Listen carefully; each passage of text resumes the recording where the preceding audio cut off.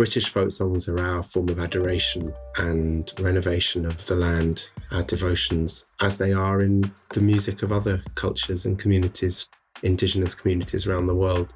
The receiving of a song from an elder is part of the same being human, that being out in nature and that listening and that learning and that teaching that one receives from being outside in the green. And in the breathing in, what you're doing is you're taking the song inside you from the outside. So it's always there around you with the spirits and the other realm and the ancestors. They're all there outside. The practice of singing songs is a really wonderful thing for getting yourself more receptive in the outside nature. Hello and welcome. For those of us in the Northern Hemisphere, we are just a couple of days away from the spring equinox.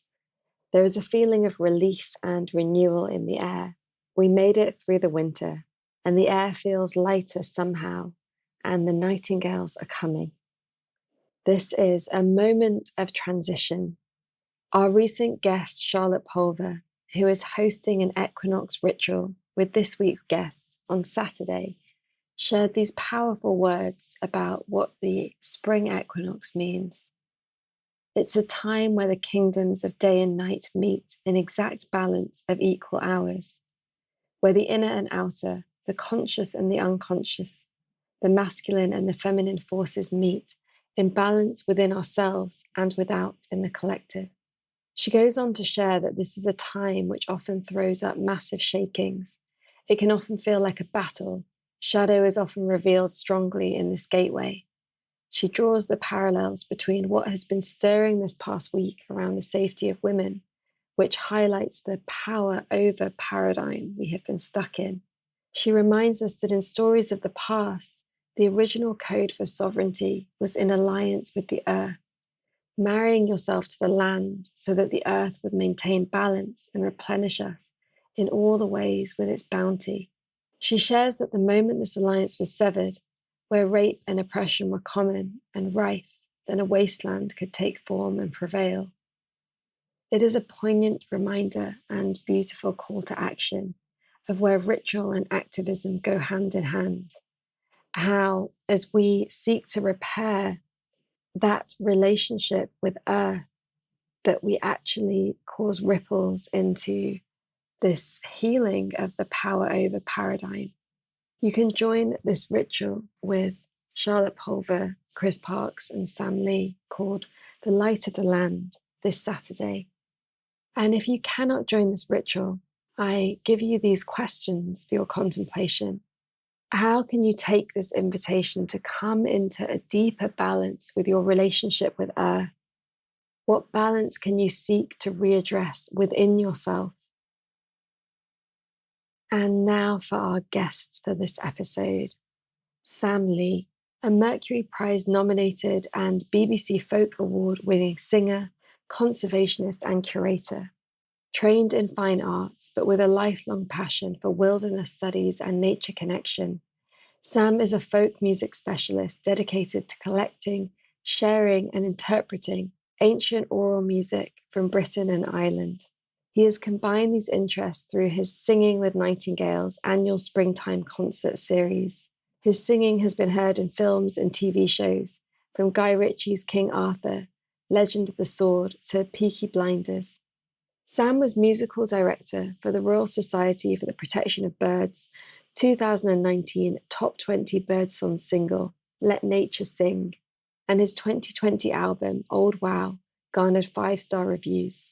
He has lectured at Goldsmiths, SOAS and Oxford University, and was the first folk singer to teach at the Royal College of Music.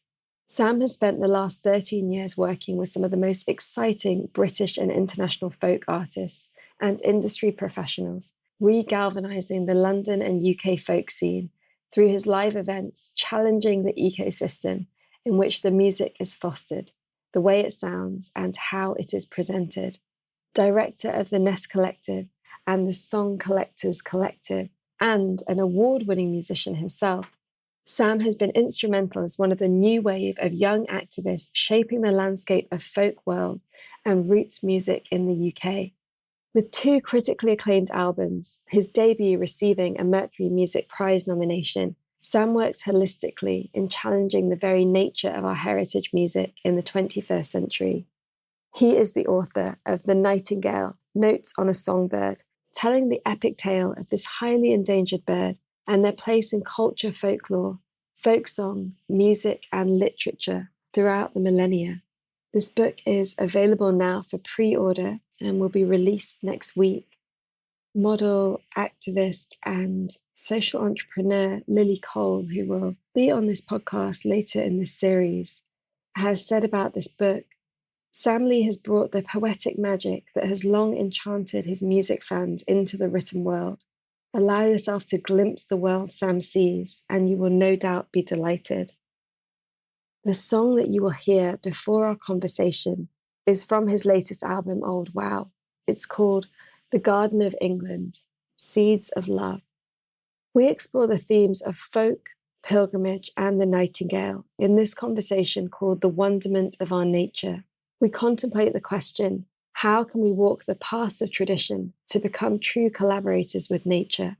I hope that you enjoy this episode and that it inspires you to create deeper balance within your inner worlds, your relationship with nature, and your activism in this world.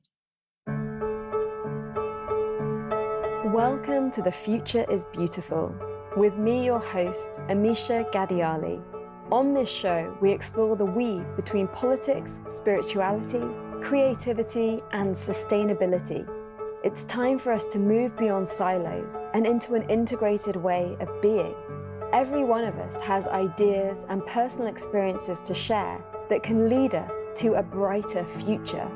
This is the revolution.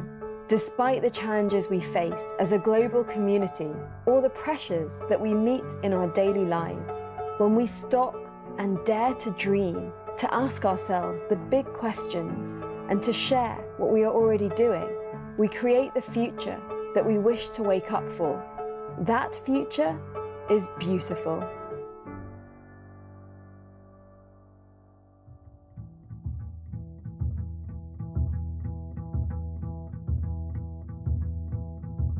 We sowed the seeds of love.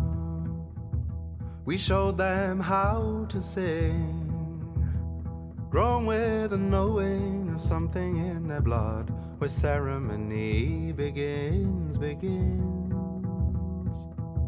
When the apron string unpinned,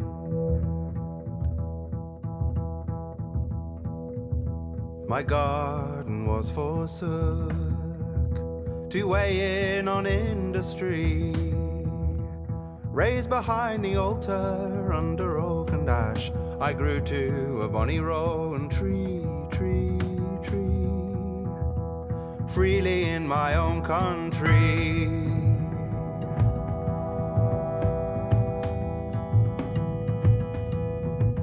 But some old oak trees won't twist, for they're brittle beneath the bark. Better that limbs be broken, brought to ground, and service the light to dark, to dark, to dark. We're just servants unto the dark.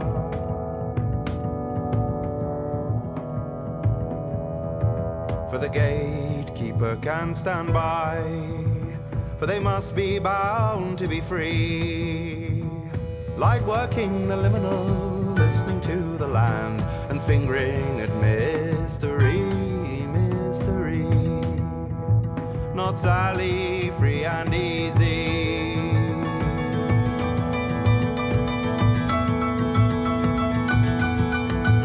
Oh grief have I. The songs they go to decay. The garden of England once bloomed its sound assault, now destined for some bouquet, some bouquet. No roses in this display.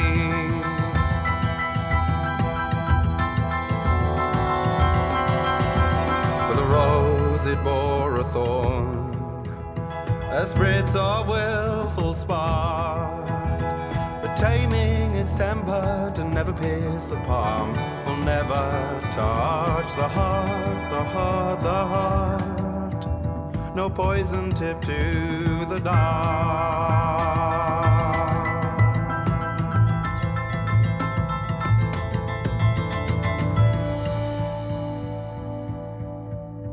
We sow the seeds of love. We showed them how to sing, grown with a knowing of wildness in their blood, more than the sum of the everything. The old wow never wears thin, sweet as the buds in the spring, the spring. Home is when the heart sings, the songs that tell of our own kith and kin. The old wow never wears thin. Out of decay, new life springs, it springs, as the anima sheds its own skin, its skin. Well, this pebble rolls its big rings. The old wow never wears thin. The old wow never wears thin. Some of my favorite things. The old wow never wears thin. Sam, I am delighted to welcome you to The Future is Beautiful. Thank you for being here. Oh, Amisha, thanks so much for having me. I would love for you to share with us where the relationship with song and story came into your life. Like, were you a little boy that ran around naked telling stories, or did it come later on? Whoa, there's so many places in the journey. Did it start 5,500 years ago when my Jewish ancestors first started telling the stories? Did it start when I was sitting on my grandfather's knee hearing about tales of the East and the other world? I was a very quiet child, was very shy, but I loved being around older people and I loved listening to stories of olden times. And that's sort of been luckily something I've had the privilege to tune into within some of the circles and people that I've both happened to meet and also sought out in my life as being a singer, a folk singer. That's why I became a folk singer of the old songs, but also somebody who seeks out those keepers and custodians to try and encourage as much of that sharing, that exchange, that ancient practice within the oral tradition of transference of those old ideas, those old songs and knowledge from one generation to the next. So I've gravitated towards it always. And the same with the connection to nature? Indeed, if I'm honest, I don't see there much difference. The receiving of a song from an elder is part of the same being human, that being out in nature, and that listening and that learning and that teaching that one that receives from being outside in the green. Yeah, I've often separated them, and actually within the last few years, I've really started to appreciate that one is an expression of the other. Old folk songs are so, and particularly the ones I gravitate towards, they're so much a response to what that means about being deeply connected to nature, and not knowing any different, that being the baseline of one's existence. And singing and the British folk songs are our form of adoration and renovation of the land, our devotions, as they are in the music of other cultures and communities, indigenous communities around the world. So the ones I've come to, although they seem very familiar and local, and actually they hold a very, very powerful place in that expressiveness that comes from depending upon the land and feeling very much part of it. That's really beautiful. I love how the songs and the stories like hold the essence of the land, and in a way that which hasn't changed over time, and that as humans have changed and the way that we live our lives has changed, that these stories and these songs hold that essence that makes us indigenous to these lands. Mm. Yeah, I hate to call them artifacts, but when we're talking about oral culture, and the people I've worked with the most are the travellers and the gypsies of Britain and Ireland, Scotland, England, Wales. There's not a written down culture. It has been more recently, but it's always been about the passing on of vast amounts of knowledge, and the understanding and appreciation of the world is held within the sort of DNA. The stories are the DNA to that culture, that they hold the wisdom, and that wisdom has been received and polished and reformed and changed and adapted, but always holding essentially a sort of homeopathic essence of what it means to be in tune. It's a very powerful material in that sense. And it's even more powerful when it's reunited back with the land and the same intentions and maybe qualities of place that those songs and stories originally existed. It's a wonderful way to see nature is through story, and with quite an academic, and I guess I kind of grew up much more within an academic idea of what knowing about nature meant. The Latin names and the properties and the compounds and the chemistry, and I'm fascinated by that because it was my way of learning. Often I realized that very soon that actually that's not a very ancient way of knowing plants and trees and animals and fungi and the relationships between them all. So stories suddenly and song is able to talk about the essence of those creatures, of our brethren creatures, in a really special way, and sometimes slightly abstract and unusual way. But if you strip some of that, you suddenly realize there's the intention at the heart of these songs and stories often speaks of the thing that I love the most about nature. It's beautiful. When you said the words in tune, and it brought that phrase that is often said about being in tune with nature. And I suddenly kind of heard the songs kind of come alive, not just the songs of the sounds that you hear of the birds, the ocean, the river, the wind, but all of these ancient songs as well, and the stories that they carry. Yeah. It's funny, I was just thinking, and maybe revealing more than I should, that we had a little bit of interference when we were getting ready on one of the microphones. And it was really interesting because that reminded me that whatever that bit of white noisy bit of radio, like AM radio or something that was being picked up, that's all there. It's always happening around us. I'm sure it's been said many times on your podcast about us as antennae to these frequencies that are happening. And instead of it being a set of numbers on a transistor, it's happening on many different levels, chemical, magnetic, frequencies that we'll never quite understand. Smell, particularly smell, the frequencies of smells and the information carried in them. I'm particularly fascinated by that.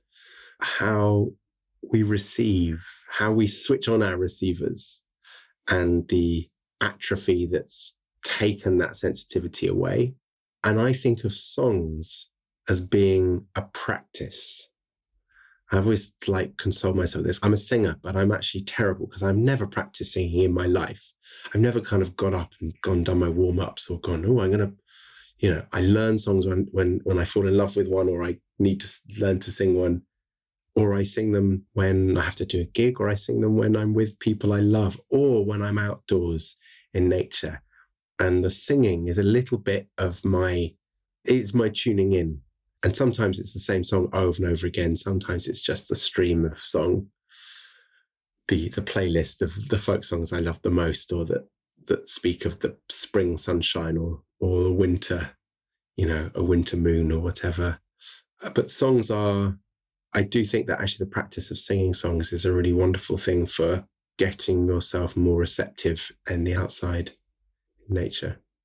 Yeah, it's a beautiful practice to be outdoors with yourself or with other people and to share in songs and to kind of offer those songs as gifts into the wild. And I've had a beautiful experience of sitting in a tree with you as a song came through and getting to feel the song and kind of how that allows us to become part of that environment in a more natural way, but in a way that, I guess, compared to kind of an urban type existence, would feel like something that we call rewilding or something. But actually, it's really just coming into this space of coherence with what's around us.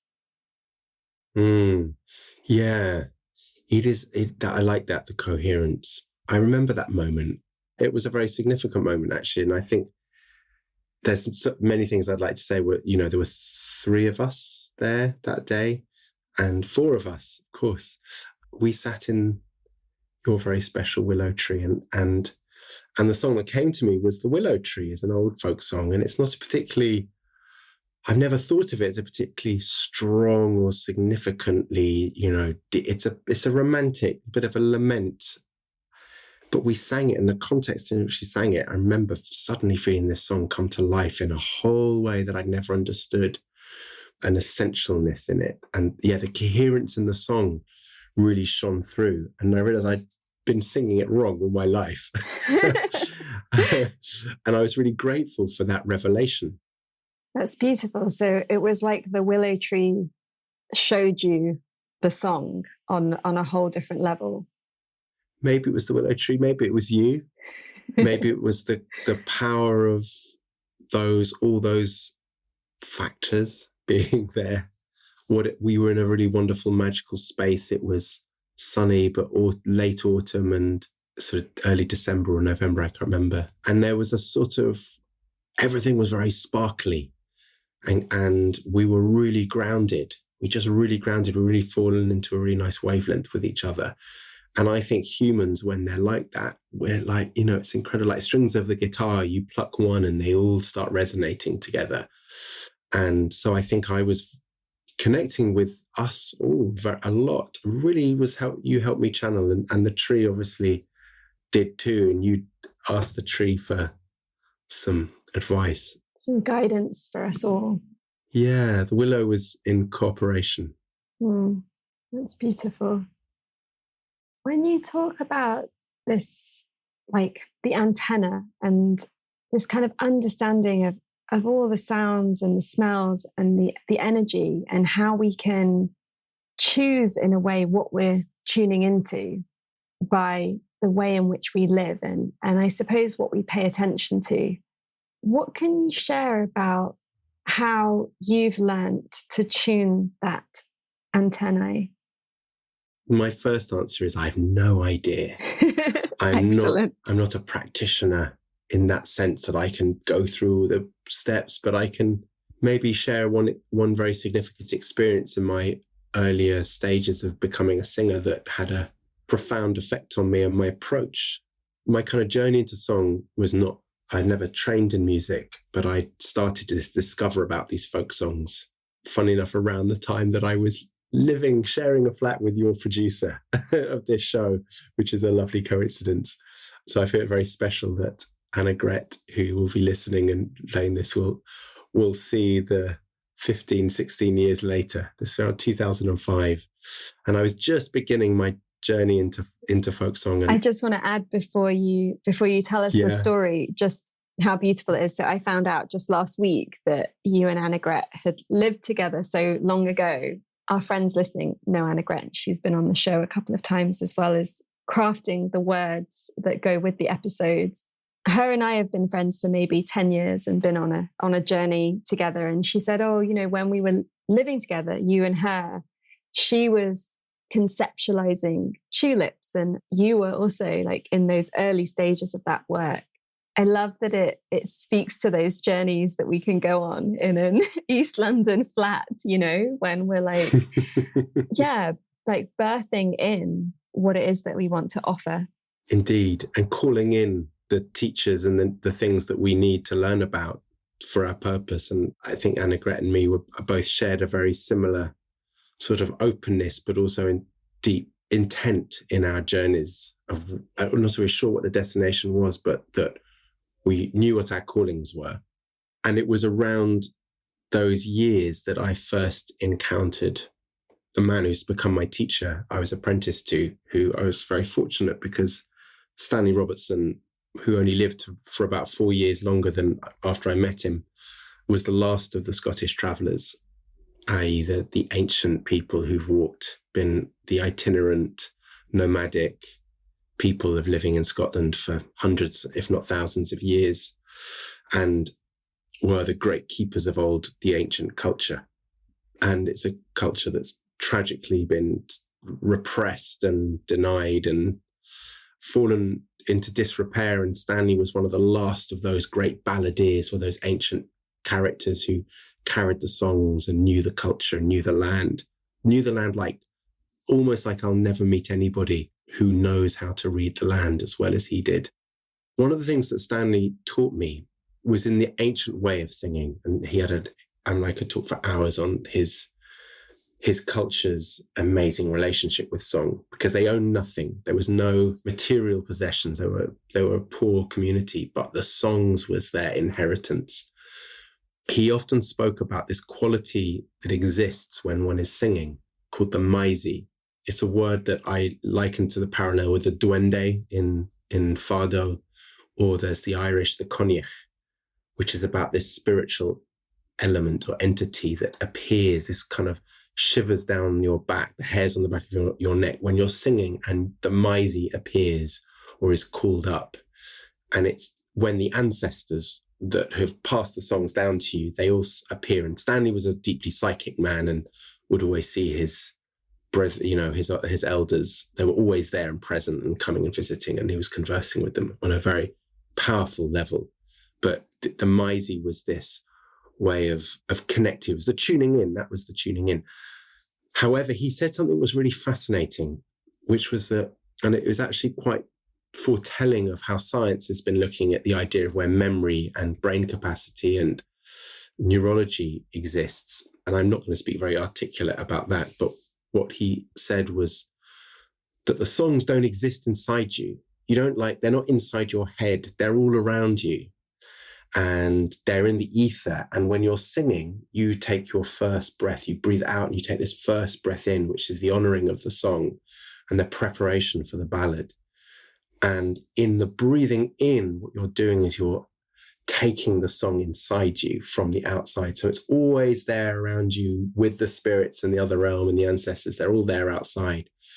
And it took me some time to realize what this means to sing is to ingest, inhale, and then that there's a kind of, like the transferring of the oxygen to carbon dioxide, there's a catalyzing, a metabolizing of that then returns out into song. And what you're bringing in, you don't always know what it is, but the song is this kind of fail-safe way of knowing that what emerges is, a natural response to the beauty of what's around you. Does that make any sense? It does. It's very profound. And it speaks to how we're like constantly being made and shaped by whatever it is that is around us. Yeah. And that singing is one practice of many that works in that tuning in. And folk singing is one form of music. I'm really open to this idea that, I have this particular tradition that I sing from, but it's not the be all or end all. And I've been studying it and singing it long enough for it to be essential to me. But I'm also really excited exploring about what improvised singing and how we can use these possibilities to explore more responsive forms of sound making that are both equally as in touch and connected, maybe more so in some ways, and maybe other ways that we can be those transistors that communicate with the land around us in a non-verbal way, in a way that's more vibrational and and elemental. Hello. We're taking a short pause from the conversation. On behalf of our team and our community, thank you for being here and co-creating The Future is Beautiful. Much dedication, love, and time goes into the production of this show. We believe in being advertising free in a world that's always trying to sell us stuff we don't need.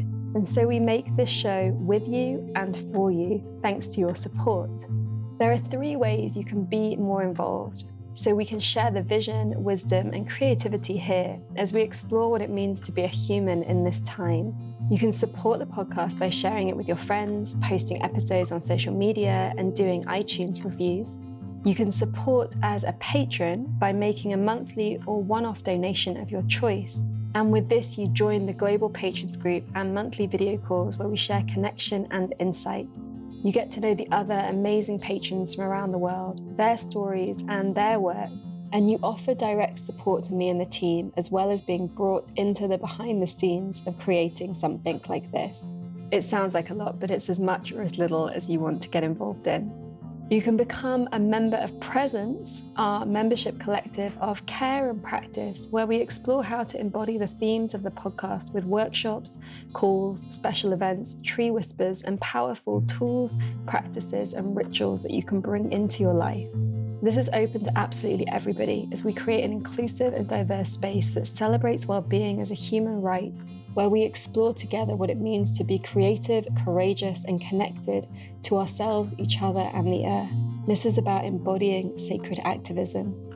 We love meeting patrons and Presence members, and how being part in this way weaves our lives together, as well as making this show possible. If anything from this conversation has moved or inspired you, please get more involved. All information can be found at www.thefutureisbeautiful.co/community. This show really can't go on without your patronage and Presence membership, so please do make it happen. And now, back to the conversation. Can you tell us a little bit about your relationship with the Nightingales and how they formed such a strong place in your heart? With pleasure. The nightingale is a little brown bird, very discreet in his and her attire, who are singing sadly only in just a few, about 5,000 pairs left in this country, down from hundreds of thousands. And as we're speaking, they are making their way from sub-Saharan Africa right now back to the UK for their summer nesting season. Mating, and it's the mating that's the cause of their very celebrated song. It's a bird that I, like everyone, knew the name of and didn't know the song of for many years, until I was in my mid-20s and I was introduced to, taken out late one night to go and hear nightingales sing. It blew me away in a way that, in all the things we've been talking about in terms of connecting with nature, deep listening, the nightingale is one of those exceptions where nature really shouts at you, goes, "Hey, I'm gorgeous.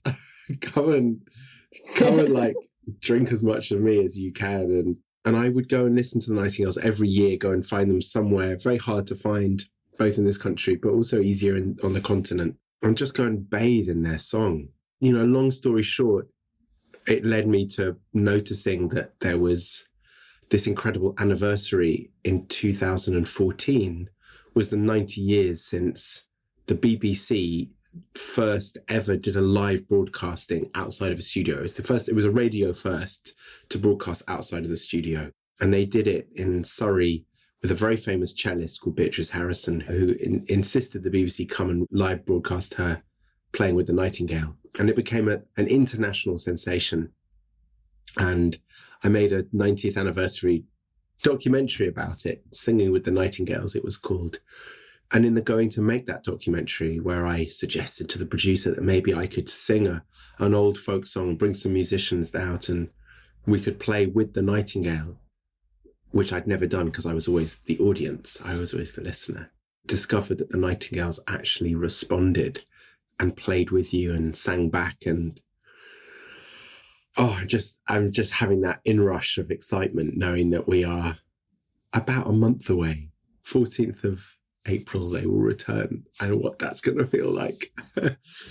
So I discovered that I had this new musical collaborator of a whole other world and embarked on these annual concerts, the Singing with Nightingales, which brought people to the forest to have a concert with the nightingales and experience them in their habitat sensitively, but with other musicians. And it's become an annual pilgrimage ritual that I live for, absolutely live for. I live in the woods for 6 weeks, and over that period welcome 30 people a night just to come and be nocturnal, but immerse, really like descend into forest time, tell stories, sing songs, but also really offer an opportunity for sensory awareness and opening of people's, I'm stretching out their antennae, as we were talking about, using a few very simple techniques, but combined with food and fireside and community, all the essential ingredients that we needed as a species to evolve. And throw in a nightingale and you've got a night of exceptional beauty. And that led me to learn as much as I could about the nightingale and the songs and the culture and the folklore and the prose and the mythology and the tragedy befalling them and other species. And that's now led me to write my first ever book. It's a sort of biography, a miscellany of the bird. And before we go a little bit deeper into the book and what you're sharing there, are you going to be able to do this year? Yes, we will. We don't know what our start date's going to be allowed. We're supposed to start on the 16th of April. We may yet not know anymore. And it's the 9th of March and the government are being utterly useless on supporting the arts and having a sort of timeline of everything. And ours is very time sensitive. But we will definitely over May. We had a festival planned, 120 people out in the woods. That may not happen, but we'll find a way of fitting in as many people. It's almost sold out as an experience. So if listeners are here and want to come, they better go and check out quick, because we've got to try and fit everybody in. I usually do like Thursday, Friday, Saturday, sometimes Sunday a week. And it looks like I'm going to be doing it solidly every night from around mid-May till beginning of June, and do 2 or 3 weeks of just intense, trying to, rebook it all. So these are the times we live in, and I shan't complain. The privilege of being out, having not been able to do it last year, means that I'm determined to try and allow as many people to have the experience, no matter how tired I get from it. Yeah, well, the nightingales don't get tired, right? So who am I to complain? They start at 11 p.m, they go on through till about 4 or 5 o'clock in the morning, and then they start up again after the dawn chorus is finished and sing throughout the day. They're relentless. And they've just flown how many thousand miles back from Africa, barely feeding on the way. So yes, I shall put my diva-ness back inside and just suck it up. Well, it's remarkable, like, what's possible kind of seasonally as you're sharing, like, the excitement of, like, when the nightingales come back. And for many, this has been a particularly long and dark winter, a particularly hard winter. And so this welcoming of spring, this opening of a new song, and with that, the new melodies that we might sing or be sung that we don't know yet. There's something so beautiful about that. And I love how it's become part of your life, that spring is so celebrated because of this ritual, this pilgrimage, this art.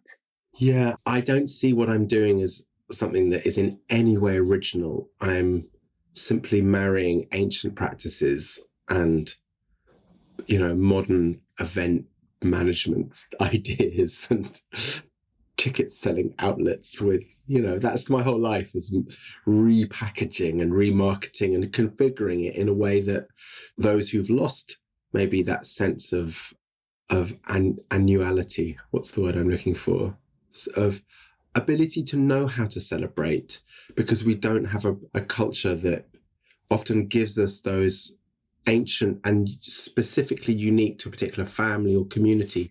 We have Easter and we have these, we have May Day as well, but many of these have fallen into disrepair in terms of what their original intentions were. And nature, for me, does all that marking in her own way so beautifully. So it's about finding creative and ways to bring art into that cocktail to have the same desired effects. I mean, this is the thing about being the Nightingales. It's not like a wonderful concert. It's a transformative, possibly life-changing experience for many people, and it's quite trance-inducing. Yeah, transformatory. I find it. And most people who come leave a very different person, having really felt like they've, come into a realization about something that's missing in their life invariably, which is about a deeper connection to nature. So that's the Nightingale events. The thing with Nightingales are an opportunity to really, to reforge and create a contemporary opportunity to celebrate and mark what it means to have survived a winter, particularly this one, which was pretty damn cold at times, pretty damn miserable, and pretty separated in quite actually a sort of, in a way that the winters once were. We'd all hunker down and, and then the spring would come and we'd leave our camps and we'd move and we'd go and visit other communities and have celebrations and rituals and celebrate the fact that we have survived. And this is going to be a time of celebrating our survival, mourning those we've lost, of course. Our ancient ways have mapped out a practice for us that we just need to step into. And I think in many ways what I'm doing could be more powerful and important than ever before, than I've realized or intended it to be. Yeah, because when you collaborate with nature, then it does become bigger than what you could even intend, because we're kind of taking us like as humans and we're asking to be invited into something that is way more sophisticated in many ways than how we do things. Yeah, because our inside us, that sort of, when one grows up within a ritualized culture or religious practice, there's that configuration that's in there, that an association. And we have a complicated relationship with religion, particularly here in the West, or a uniting the religion that we have with actually some of the things that seem more important and present. And marrying those is a complex and beautiful conundrum. But we've got the blueprint within us to embrace that. And, for me, the work is about re-enchantment and bringing a sense of that true wonderment into what being outside is and being in nature. And the thing is, it doesn't come naturally because it's a stewarded, received practice that you see in all the Indigenous communities I've worked with over my years and spent time with, near and far. They have an inherited way of bringing the youth up into the children. It's about the children and initiation. That's the word I'm looking for. And we don't have that. There are versions of it, and some have had more of an experience through a lucky parent or a lucky mentor or an organization, as I had very luckily, called Forest School Camps as a child, that gave me a very deep dipping into it as a kid that helped connect me to it. But if you don't have it as a kid, we have to work really hard to retrieve the relationship and embracing it. And it's wonderful seeing it happen with all the wilderness schools that are emerging and all the different organizations that offer these experiences. But and I'm just one part of that. So I think we're entering into an amazing time now, particularly this year, of people really starting to discover that and say, this is important. And it's also a great thing to do instead of going off holidaying in the continent, flying off to exotic places, really starting to, walk our local ground and know it in ways that we never had the patience for. Yeah, there's certainly been such an invitation for slowing down and reconnection and noticing what's here. It's also a very vital thing, because we start to do that and normalize that. The more attention we pay and the more we deepen our relationship. I always think of it like working with nature is the chord principle, this idea of creating chord that you start with. Every moment is a little thread of an experience, and you take a few of those threads and you spin them together, and it creates a little bit of twine, a little bit of string, and then you get those bits of string together and you wind them in, and it becomes cord, and then you take some cords together and it becomes rope, and suddenly you find your connection is immensely strong and full of a lifetime's experiences. But also within that lifetime, you will have noticed changes. And as we are experiencing in the UK, having the fastest rate of nature decline in Europe, possibly the world, that we are watching our natural heritage disappear so fast that in the lifetime of my children, in my lifetime, but certainly by the time my child is my age, won't be able to hear a nightingale. It will have disappeared. That song will have gone. So it's a time for real radical recognition and fighting. I'm going to use the F word, fighting to save and secure that domain's future. And why is it so much worse in the UK, in Britain, than in other places? Which evil do I start with first? Why is it so bad here? I mean, we've also had the virus pretty bad compared to other places. And so there's a few fundamental things that a lot of things that are very specific to Britain and the British. And I think I'm going to focus mostly on our relationship to land ownership and our agricultural policy, and the fact that, yes, we're a small island, of course, but there's been a succession of appalling decisions by the government in forestry removal, replanting of coniferous, non-natives, our intensive agricultural practices, the impact of big pharma and chemical intensified agriculture, and the terrible use of insecticide. But I'm also going to say that one of the terrible things is we don't predate on deer anymore, and muntjac deer, which were artificially introduced in 1910, have been devastating for a lot of the habitat that nightingales depend on. So deer are a huge issue. There are no top predators taking deer out, and we don't kill them anymore. There are more deer now than there ever have been since records began in 1066. So vast amounts of what isn't being farmed is just being nibbled back by unchecked vast herds of deer that kind of slip past us because none of us are out spending the sort of time with the land or maintaining these herds. And the appalling behaviour of a lot of big landowners. So these are a few things, and yeah, a bit of climate change is having an effect, but it's about habitat loss. We have the fastest rate of deforestation in this country in the world, much worse than Brazil and, the big crime mongers that we think of, the big deforesters. We're totally worst compared to the amount of forestry that we actually have left, what we're cutting down, particularly ancient woods. These are all the factors that are creating a population crash for a lot of birds and a fast rate of extinction for some of our most special species, such as the turtle dove, and as well, one of my favourites. So there's so many things that we're doing, yet we have such an opportunity here, such an opportunity to take this tragedy and actually turn the problem into an opportunity for sustainable, job-creating, habitat-creating forms of employment, a way of creating land for nature that is beneficial for everyone, will create jobs, and be far more sustainable than the 40 harvests we have from the appalling agriculture that we're raping our land year after year. And the food that we're creating is pretty empty of the necessary ingredients.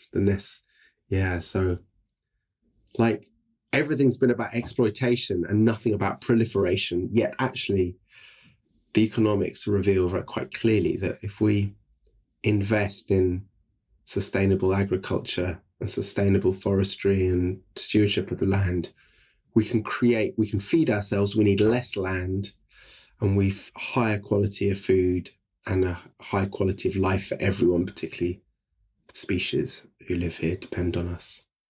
I know that many of our friends listening, especially those in the UK, will be wondering, how can they help? What can they do? Do you have any guidance? Totally do. And there are many, many things we can do. And I write a whole chapter about it in my book, which I don't want to say too much about. There's a few key things. And there's firstly, like, where are you spending your money? And where does your money live? Let's talk about the thing that we all share to a greater or lesser extent. If you are buying normal bread, common market produce, the chances are it's coming from either abroad, but if it's from the UK, it's still probably intensified. If you're buying organic, you're generally paying for land to be treated in a much more humane, respectful way that is so significantly helping on insects. And insects are the big thing. You know, we're losing our insects at such a vast rate that we're going to see a massive collapse, of which we're seeing in particular species, but not yet in this kind of idea of what it means to lose our bees and our pollinators, and also that food base for so much of our wildlife. So the food we choose to buy, what buying cheap means. Buy cheap, somebody or something is paying for it elsewhere. Where our money is invested, if your money is in a bank such as Barclays or HSBC, your life savings are being invested in fossil fuels and other mineral extraction projects, that sort of thing. If you have land, looking at how you can, or gardens, how you can garden or own land in a more environmentally friendly way. And there's so many resources, particularly with the RSPB and Green Gardeners, opportunities to let messiness back into your land. We have an obsession in this country with neatness. Ecological tidiness disorder, it's called, ETD, and removing dead wood and clearing things up, which is not natural. Insects love mess, and birds love insects and love the mess for protection and food sources. We need decay and decomposition. It's about embracing that and celebrating places that have got that there. Those are a few things. There's lots more I could say, particularly about supporting charities that doing the good work, rewilding work particularly as well. But yeah, it's a few thoughts. And of course, the book is a great place to go deeper into that. What else would you like to tell us about the book? It was a great revelation going into that sort of depth with one particular species. There's something that came from it because the book charts many of the different stories around the bird, both in the UK through our literature and prose and our folk song, but also the folk music and cultural associations across Northern Europe, all the way into Korea, where the bird features, and instrumentation and musical styles, ancient musical styles that have been affected by the Nightingale song. And I realised here's a bird that means so many different things to so many different people, yet it's the same species singing pretty much a similar song everywhere, apart from the thrush nightingale, which is a slight variation in Scandinavia. That here's a bird that has a million different faces and roles. And that's just the nightingale. You know, every species has or has had that proliferation of different knowings and importances and places within our narratives. It's incredible that Nightingale still has so many and that they're still being written and created, from songs like Nightingale sung in Berkeley Square to more contemporary jazz and down to Arabian poetry and Greek myth. It's so wonderful getting to know these stories from different species. And then when you start to know them, like I see a nightingale and I hear them sing and I'm like, you're a big star. It's like, you know, bigger than a big star, because you have so many worlds in you that you are really precious. And we need to look after you. And what a gift it is to listen to the nightingale.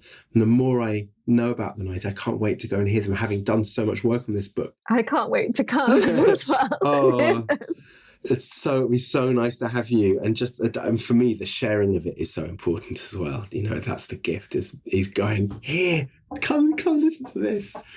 You know, I'm like a child going, Mummy, look what I found. Or look what I found our mother. So yeah, that's the thing, is that you start dipping in and you're like, oh my God, how could we live without them? And when did you write the book? And how was that process? It was agony, and I don't want to talk about it. Then you don't have to. But that's a nice little window as to the love and the dedication that goes into creating something this beautiful, and that perhaps it's not of your nature to sit down and write something like this, but you did it for us. I did it in those precious months before lockdown started. I went into quarantine from November 19 through to January 2020. I did it in a very short amount of time with a huge amount of pressure and stress. And just as I came out of quarantine for writing the book, ready to release it last March, boom, I was sent back home again. Oh, well. And so it was going to come out a year ago? It was, yeah. It was supposed to come out in April last year. And of course, everything went nuts. And I'm really pleased it didn't, because this allowed me this year to prepare for it. It's a lot of work giving a book away and also building up to it, not rushing into it. And that I've come into this year with something to offer, instead of having, done nothing but be locked down and not really make any creative. I've got something to give to this year, and it's the right time for it as well, with COP26 coming up and a great attention to nature and nature protection. I think we need more books like this. Yeah, that take us into all the different layers so that we can understand the complexity through story and history and song and geography and politics. It's kind of all there. Yeah, there's not much politics in the book. It's not my strong subject, but there is. That's political. But political. Right. The politics of the fact that they're declining, and that's something that could be stopped. You're absolutely right. Yeah, and more opportunity, more ways that if we colonize, as you're doing with your book as well, the space that's out there and the attention of the audiences to pick this type of book up as opposed to that type of book and go, I'm hearing a lot of word about birdsong and nature at the moment. Maybe I'll look at this and maybe I want to know a bit more about my intuition and that sort of thing. Then I think we are drawing people's attention to the essential stuff, which we need, because this is about saving the bloody planet right now and ourselves. So whatever push we can give people to just start heading in the right direction, the better. It feels like, to come back to the antenna, like it feels that ability to really listen, to be able to tune into that frequency of deep listening to nature, to each other, is what's going to get us out of this mess. Totally. And if we don't get out of this mess, but we're more resourced and resilient while in it, because climate change is not going to not happen. We are going to see a massive tragedy occurring at both a species and our species level. There is an inevitability of great, sadness and trauma that's going to be appearing in places we least expect it as well as most expect it. And it's going to be a lonely and tough ride, but the more that we are resourced in knowing how to be connected as people to each other and what's around us and do the work, that's going to help keep us prepared for all that we face. When the pandemic first started, there was this kind of notion by all of us that are, environmentally minded, that this is going to be the great rest and it's going to change things. And then talking to Jonathan Porritt last year, and he said, well, we've just accepted that climate's on hold until the pandemic's over. My hope is that we've at least learnt something around our own resilience, and that the quiet time has deepened our capacity to listen, and that as the doors open, as they're opening soon, that we hold on to a certain kind of steadiness and openness that we've learnt during this time so that we can connect deeper to each other and to nature in a way that is more gentle, that the fight is a fight for, not a fight against our home, which it has been. Yeah, I totally agree. I think it's also about accountability and how much we'll hopefully see the consequences of what we do onto each other, and how much we need the virus is about our responsibility to our wider community. And that's a very obvious analogy to something that's so important that we remember with all the choices that we make, that we're not doing everything as we used to do for ourselves, for our own gratification, for this live for the now, live for the me, but we're actually hopefully into a place of thoughtful compassion to those around us and those more in need or less privileged, which has to come at the heart of the environmental movement, because it needs to have accessibility and diversity at its heart and bring everyone with us. It can't just be for those privileged few who've been lucky enough to grow up in it. It has to be there, driven towards, showing those people who never had a chance to experience the power of nature, that opportunity. It's beautiful. And I love the reminder that the pandemic has brought the visibility of our interconnectedness, at least between us humans, more prevalent in our understanding and in the way that we see the world. And that also invites us to look for the invisible interconnectedness of everything, now that we know that it exists.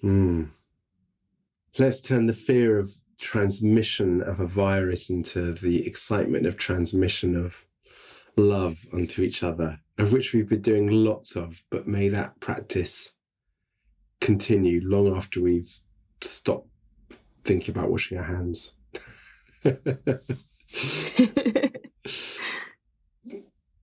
Would you like to share about this piece of music that we're going to hear at the end?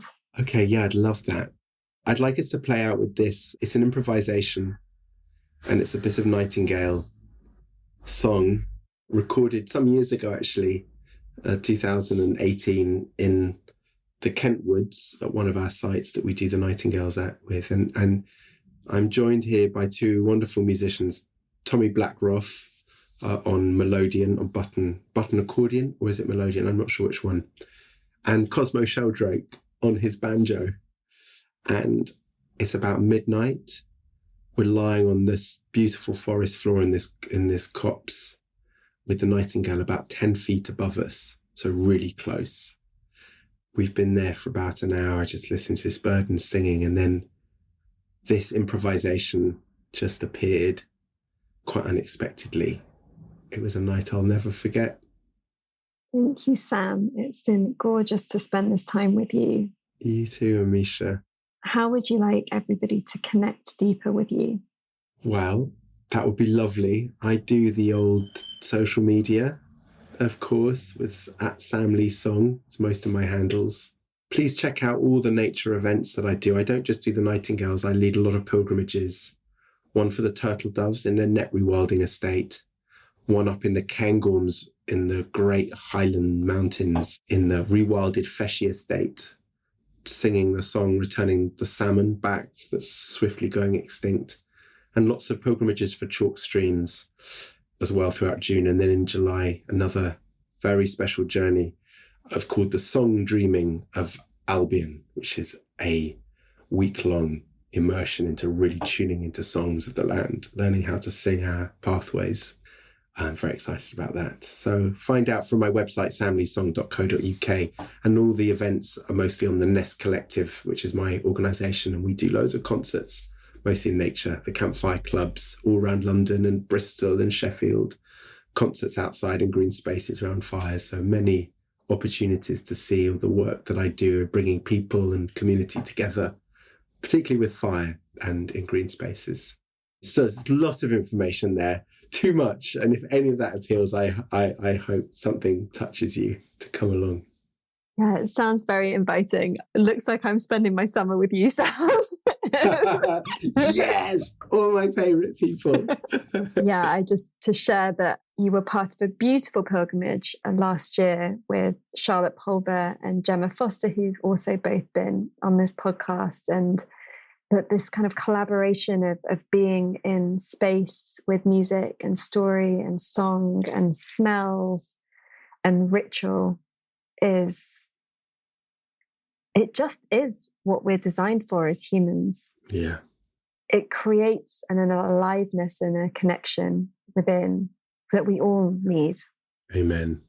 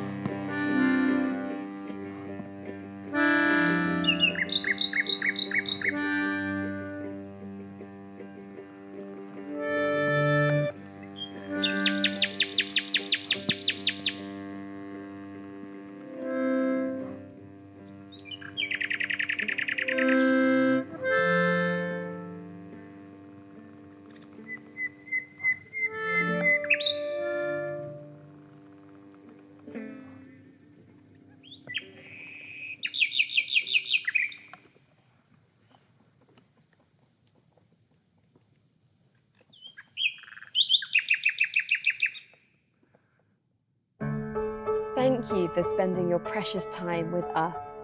As always, you can find links to everything we mention in this episode, download our book, and discover so much more over on the blog.